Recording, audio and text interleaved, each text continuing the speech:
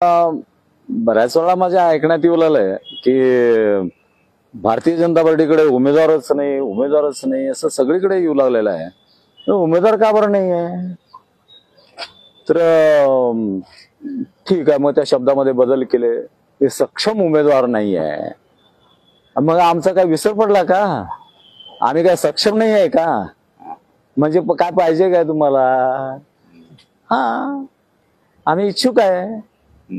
साहजिकच आहे. पक्षाला आम्ही जर कोणाला सक्षम तुम्हाला नाही मिळत असेल तर मग आम्ही आहे सक्षमच आहे. पार्टीला तर वाटतंच आम्ही सक्षम आहे.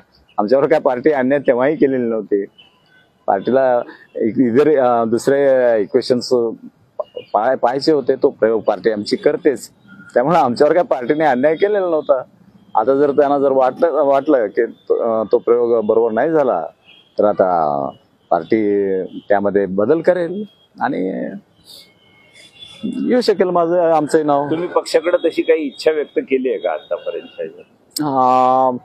ज्या ह्याच्यामध्ये आमची पद्धत आहे त्यामध्ये मी सांगितलं, जर का तुमच्याकडे स्थानिक जर कोणी नसेल आणि उगे वरून कुठला तरी उपरा आमच्यावर टाकू नका. कारण आम्हाला सगळी गाव माहिती आहेत. 560 गाव माहिती आहेत. सगळे नगर परिषदा फिरलेल्या आहेत, कॉर्पोरेशन फिरलेले आहेत.